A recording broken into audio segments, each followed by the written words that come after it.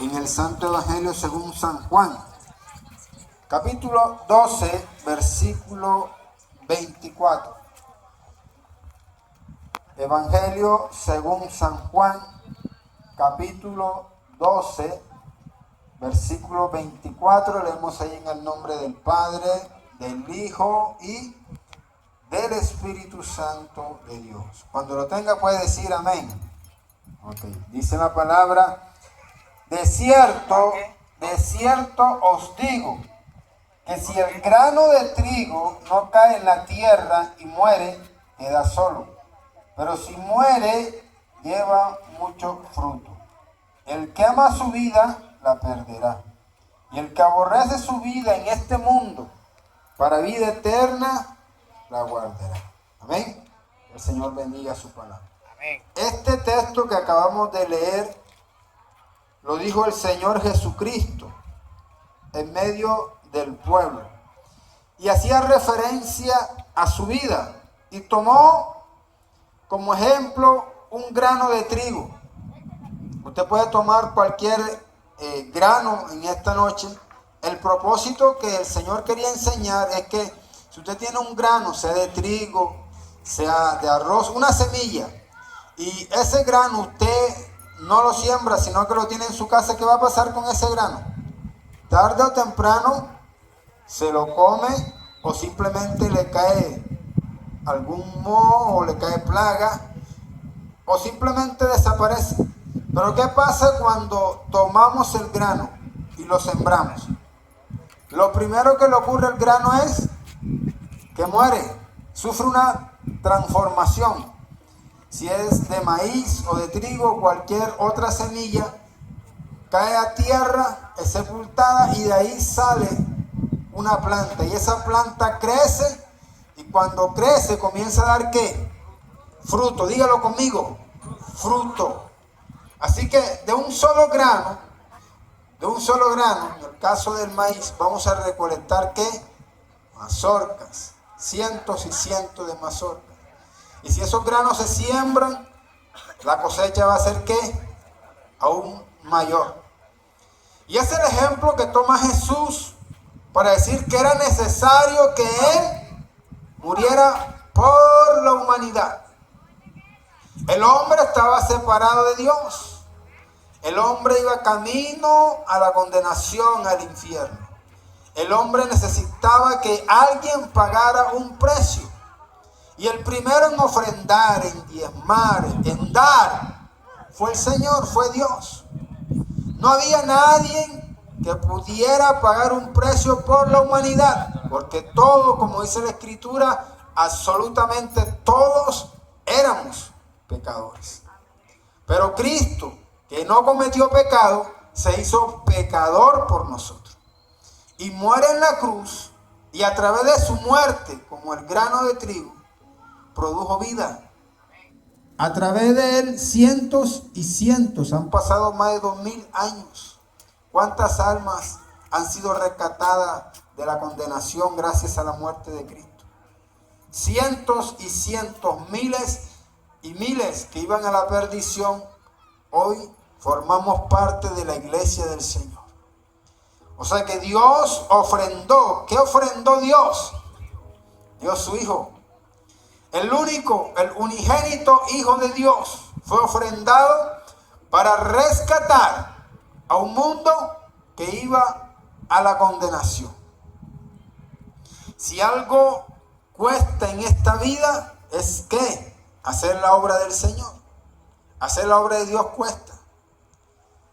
En esta noche yo miré hacia el cielo una hermosa luna. Y estaba recordando la vez que la pastora nos llevó a mirar allá donde están construyendo el templo. Y en un momento me trasladé, espero en un futuro cercano, y podía mirar ese templo, grande, amplio, con su cielo raso, aire acondicionado. Felicito al grupo de alabanza, hermoso. Para mí fue en esta noche especial. No sé si es que, pero estaban conectadas ahí. La presencia de Dios estaba ahí. Y miraba el grupo de alabanza ahí en ese lugar. los servidores, los músicos, batería, piano, el predicador. Yo soy un soñador y estoy visualizando lo que Dios va a hacer en un futuro. Pero ¿eso qué? Eso cuesta, ¿sí? Cuesta. Cuando a nosotros nos invitan a salir a veces a los pueblos, a otras ciudades, hacer la obra de Dios cuesta. A veces vamos a congregaciones donde no hay nada, hermano, y hay que llevar, y hay que dar. Hay que costearse el transporte, y un transporte de una ciudad a otro cuesta. Y si usted va a un lugar y tiene que pagar estadía una sola noche, cuesta. Y si usted va a visitar un hogar y hay necesidad, se mete la mano en el bolsillo. Así que hay que llevar suficiente dinero. Hacer la obra tiene un valor. Un valor. Pero el primero que sembró, por decirlo así, para que la iglesia creciera, fue Dios. Aquí estamos gracias a Cristo. Cristo no tenía la necesidad de venir, pero era el único que podía hacerlo, porque era el único sin pecado. Y cuando hablamos de esto, a mí muy poco me gusta hablar de estas cosas, mucha gente no le gusta, pero hablar de esto es necesario, porque todo en esta vida tiene ¿qué? Un valor y un precio. Y hoy en día, cuando uno entra a internet, uno encuentra predicadores hablando en contra de la ofrenda, del diezmo, hablando en contra de principios que son bíblicos. Es más, una vez escuché a un predicador que le decía a los pastores que debían trabajar, como si los pastores no trabajaran. Si hay un trabajo que aparentemente parece que no, pero si hay un trabajo que es fuerte, es ser pastor. Pastor tiene que ser psicólogo, tiene que ser consejero, tiene que ser maestro, tiene que ser líder, tiene que estar actualizado en todos los temas, investigar, ir a los hogares. Hoy en día es más fácil, pero muchos de los ministros anteriormente a las 12, 1 de la noche llegaban las ovejas con problemas y conflictos. Es meterse en ayuno, pagar un precio por la congregación. Y toca estudiar y toca orar y clamar al Señor. Lidiar con demonios, con brujos, con hechiceros. Conozco de muchos líderes que están enfermos. Y no es que no tengan la presencia, sino que por estar dando al pueblo, llega un momento en que se desgasta físicamente la persona. Y la gente todavía dice que no trabajan, que no laboran. Y es falta de ¿qué? De conocimiento y de estudio bíblico. Falta de conocimiento de la palabra. Y yo me sorprendía porque uno de los que hablaban de esto es una persona tal vez conocida en los medios.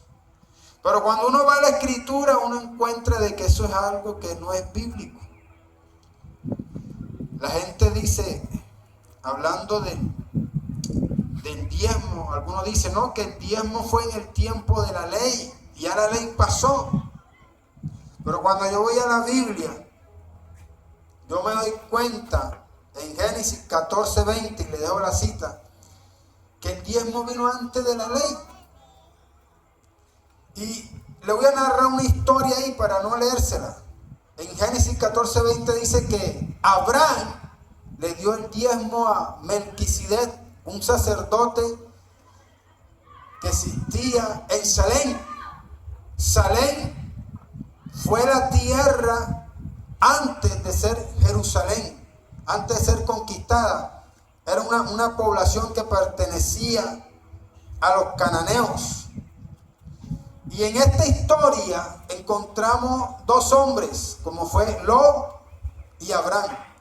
La Biblia dice que cuando Dios los bendijo y los prosperó, tanta era la prosperidad en la vida de Abraham y de Lot, que la Biblia dice que ya no podían estar juntos. Había contienda en los pastores porque el terreno que tenían no era suficiente para los camellos, para los ganados, para las ovejas, para los trabajadores. Así que había contienda entre ellos. Tan prosperados estaban que ya la tierra era insuficiente. Así que ellos se reúnen como líderes y comienzan a mirar la tierra. Y dice que Lot miró la mejor tierra, una llanura fértil, y se fue para allá. Y Abraham se quedó en la tierra donde él estaba. Y Lot fue bendecido. Pero algo que dice la Escritura es que Lot estaba lejos de Dios. ¿Por qué? Porque es que cuando Dios comienza a bendecirnos, algo que tenemos nosotros que hacer es permanecer en Dios. Que la bendición nunca te separe del Señor. Y Lot se separó de Dios y estaba bendecido con bienes, pero lejos del Señor. No había una protección espiritual.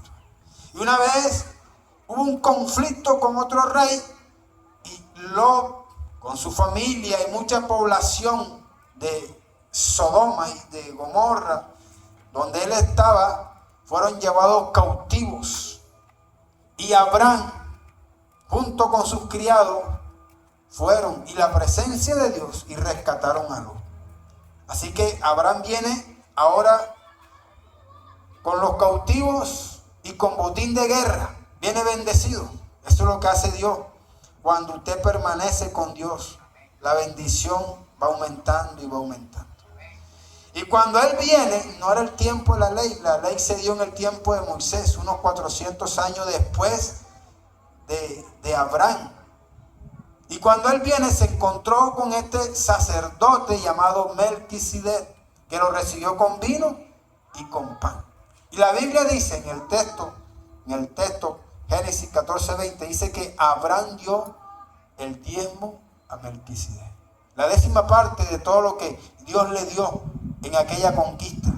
Dios te permite conquistar terrenos, empresas, negocios. Te abre puertas. Y simplemente Abraham dijo, daré la 10ª parte, que es algo insignificante, para el Señor. Y se lo dio. Y ahí comienza la historia del diezmo. Dios no lo pidió. Melquisedec no lo pidió. Abraham, de agradecimiento, se lo dio a Melquisedec. Se lo ofreció de corazón, voluntario, como dice la Biblia. Dios bendice. Y la Escritura nos dice en el libro de Génesis 28, 20, 22, hablando de otro personaje llamado Jacob. En ese texto dice que hizo pacto con Dios de darle la 10ª parte de todo lo que le diera. Ahora quiero hablarle un poco de quién era Jacob. Y quiero que usted lo investigue en su casa. La Biblia dice que Jacob era uno de los hijos de Isaac. Pero Jacob era engañador, dice la Biblia, tramposo. Le gustaba hacer negocios torcidos. Quería la bendición de Dios, pero de una forma no correcta. Y un día engañó a su padre para que su padre le diera la bendición y su padre se lo dio. Pero esto le causó un problema con su hermano, Esaú. Así que su hermano quería matarlo por lo que había hecho. Y la Escritura dice que Jacob salió de su casa huyendo. Y no le dio tiempo de más, sino de coger su bastón y montarse en una burra y salir, con el temor de ser muerto.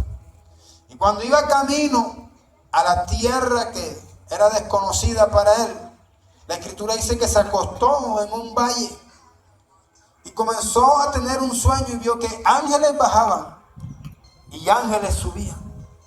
Y Dios se le reveló ahí y Dios le dijo, yo soy el Dios de Abraham, de Isaac, yo soy ahora tu Dios. Y toda esta tierra que tú ves, te la daré a ti y a tu descendencia. Y Jacob, dice la Escritura, entonces Jacob dijo, Señor, si tú me bendices, a donde yo voy, si me prosperas, si tú me traes en bien, con salud, de regreso a mi casa, a mis padres, de todo lo que tú me dieres, La 10ª parte apartaré para ti. Dios no se lo pidió. Él hizo un pacto ¿con quién? Con Dios. Ahora, ¿con qué salió él? Dígame, ¿con qué salió él? Yo lo dije. ¿Con qué salió de su casa? Con un bastón. Investíguelo. Con un bastón y una burrita. Pelado, sin nada. Y si usted estudia la vida de Jacob, va a encontrar que cuando llegó a la tierra, lo pusieron a trabajar 7 años por una mujer. Se enamoró el hombre y trabajó 7 años gratis. Y le dieron la que no era. Después trabajó 7 años más por la mujer que él amaba. Y el patrón le cambió el sueldo 10 veces. No lo quería bendecir. Jacob estaba pelado, sin nada. Pero se fue a Dios. Y la Biblia dice que Dios comenzó a bendecirlo. Y aquel que entró con un bastón y con una burrita, la Biblia dice que salió bendecido. Con siervos, con siervas, con ganado, con camello, con ovejas. ¿Por qué? Porque él había hecho un pacto ¿con quién? ¿Y quién es Dios? ¿El dueño de qué? Del oro y la plata. El que te da la sabiduría, dice Deuteronomio, te da la sabiduría ¿para qué? Hacer las riquezas. El que te da estrategia. Al otro no le funcionó el negocio, pero a ti sí. El otro fue por la calle, pasó y no vio los 100,000 pesos que estaban por ahí, pero tú pasaste y lo viste y lo cogiste, porque eran para ti. ¿Por qué? Porque estás conectado ¿con quién? Con Dios. Al otro no lo recibieron, tenía más habilidades y facultad que tú, pero tú caíste en gracia. Yo quiero que seas tú. Como me dieron una vez, quiero que seas tú el que estés aquí. En una empresa, 3 años, sin saber nada, pero me enseñaron, me prepararon. Yo quiero que seas tú. Fue el Señor. Y eso lo hace ¿quién? La gracia de Dios en su vida. La gracia del Señor. Y la Escritura dice que Jacob salió bendecido. Entonces hay principios que son bíblicos. Hay principios como fue el que empezó con la empresa, usted puede investigarlo, de Colgate, crema dental Colgate. Él comenzó dando el 10% al Señor y terminó dando el 90% a Dios. Y hace años que fue eso y la empresa todavía sigue. Era la única crema dental que había. Y hombres de negocios que han sido prosperados son hombres que han entregado al Señor su fuerza. Porque han entendido que de Dios viene ¿qué? La fuerza, la salud, que es lo más importante. Si tenemos salud, estamos bien. Pero si no hay salud, ¿qué va a hacer el dinero? No puede ser el dinero. Pero Dios nos da la salud. Cada día, cada mañana tú te puedes levantar porque hay un Dios que te sostiene. Puedes abrir tus ojos y decirle gracias Señor por este nuevo día. Y te da sabiduría y te da fuerza, te ha dado un hogar, te da una familia. Entonces, ¿qué es? Agradecimiento ¿a quién? Al Señor. Y Dios ha sido fiel. ¿Cuánto creen que Dios ha sido fiel? Dios ha sido bueno. Dios ha sido generoso. Es un Dios que siempre está al tanto de nuestras necesidades. Una vez decía un pastor que él no tenía en la mañana para el desayuno y alguien llegó, y esto es lo que hace el Señor. Tocó un inconverso, una persona que no conocía al Señor, y le trajo un dinero. Yo no sé cuánto han vivido experiencias así. Milagros que hace el Señor. Milagros creativos y milagros financieros. Como le pasó a la viuda, la mujer que su esposo murió, profeta, y no tenía. Y llegó el profeta, oró y el aceite se multiplicó. Eso es un milagro financiero. Ahora la gente dice, bueno, pero ya eso fue en el tiempo de la ley, ya la ley pasó. Ahora estamos en la gracia del Nuevo Testamento y el Nuevo Testamento no dice que hay que diezmar, ni ofrendar, ni nada de eso. Pero vamos a la Escritura. Libro de Hechos, capítulo 2, versículo 44 al 47 nos habla de esta parte. Habla de la iglesia primitiva. Yo quiero decir algo, que Jesús nunca habló en contra del diezmo y de las ofrendas. Una vez reprendió a unos líderes, pero no porque ofrendaban ni diezmaban, sino porque el Señor dijo, es necesario. Él les dijo, ustedes dan el diezmo, pero ustedes le roban las casas a las viudas, y comenzó a exhortarlos. Él no los exhortó por dar el diezmo, sino por dejar de hacer otras cosas de la ley. Y cuando vamos al libro de Hechos, capítulo 2, versículo 44 al 47, nos dice que la iglesia primitiva no solo daba el diezmo, daba más que el diezmo. Cuando usted investiga, se dará cuenta de que en la iglesia no había necesidad. Porque incluso dice la Escritura que muchos que tenían casas, negocios, ganado, vendían lo que tenían y lo llevaban a la obra. No se los pedían, nacía de su corazón. Y cada quien iba dando en la obra según era bendecido y prosperado. Un ejemplo, llegó una persona con los zapatos rotos, sin vestidura. Dios le abrió la puerta, comenzó a bendecirlo y él comenzó a dar una moneda. Y Dios comenzó a bendecirlo y después dio 2 monedas. Comenzó a bendecirlo y dio 5 monedas. Cada uno iba dando según era bendecido y prosperado. Y la iglesia, dice la Escritura, que la iglesia crecía porque nadie decía, esto es mío, sino que tenían todas las cosas en común. En este tiempo no se puede hacer esto, ¿sí? Eso se entiende. Pero quiero recalcar que en el Nuevo Testamento vemos una iglesia agradecida con Dios. Una iglesia que prosperaba, pero una iglesia que avanzaba. ¿Dónde se hacían los cultos primeramente? En las casas. Luego comenzaron a surgir los templos, grandes templos. Y hasta el día de hoy este evangelio sigue siendo anunciado y predicado. ¿Cómo se financia?